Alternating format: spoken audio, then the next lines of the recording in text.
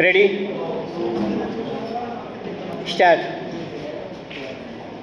आदरणीय अध्यक्ष जी, केंद्र सरकार के आशीर्वाद से हमारे राज्य को इस वर्ष भी कुछ बड़े अवसर प्राप्त हुए हैं।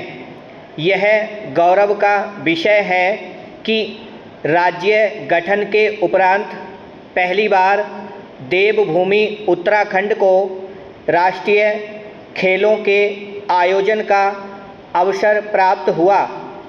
पर्यावरण संरक्षण का संदेश देने के उद्देश्य से राष्ट्रीय खेलों का आयोजन ग्रीन गेम्स की थीम पर किया गया।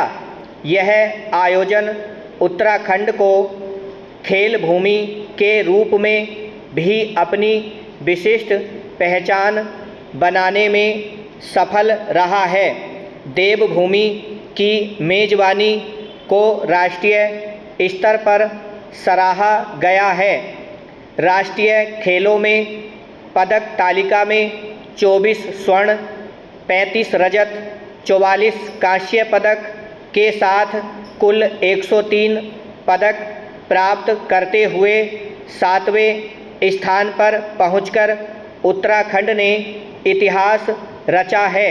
37वें राष्ट्रीय खेलों में उत्तराखंड 25वें स्थान पर था। यह उपलब्धि इसलिए भी महत्वपूर्ण है कि कुछ पदकों की संख्या के आधार पर उत्तराखंड का स्थान चौथा है। 38वें राष्ट्रीय खेलों का ऐतिहासिक आयोजन राज्य की खेल संस्कृति को नई ऊंचाइयों तक ले जाने के लिए हमारी सरकार के प्रयासों का दर्पण है तथा भविष्य में उत्तराखंड के खेल जगत के लिए महान प्रेरणा भी है। राष्ट्रीय खेलों के आयोजन से प्रदेश के युवाओं को अभूतपूर्व प्रेरणा मिली है। आज एक मजबूत खेल इकोसिस्टम बन चुका है।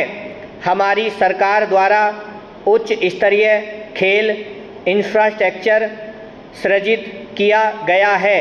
रुद्रपुर में वेलोड्राम का निर्माण किया गया है।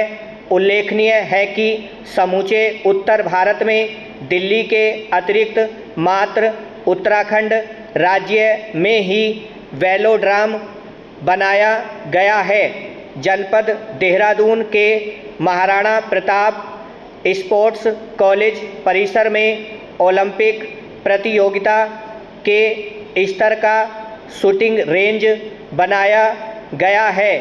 खेलों के लिए तैयार की गई ऐसी अनेक सुविधाओं का लाभ राज्य के खिलाड़ियों की दक्षता बढ़ाने तथा नए अवसर प्रदान करने में किया जाएगा। हमारे राज्य को दिसंबर 2024 में वर्ल्ड आयुर्वेद कांग्रेस एवं आरोग्य एक्सपो 2024 सम्मेलन की मेज़बानी का गौरवपूर्ण अवसर प्राप्त हुआ। यह सम्मेलन आयुर्वेद के क्षेत्र में परस्पर ज्ञान साझा करने, शोध कार्य को बढ़ावा देने के अतिरिक्त हमारे प्रदेश की अर्थव्यवस्था के लिए भी महत्वपूर्ण है। अध्यक्ष जी, वित्तीय वर्ष 2024-25 अभिनव पहल का वर्ष रहा है।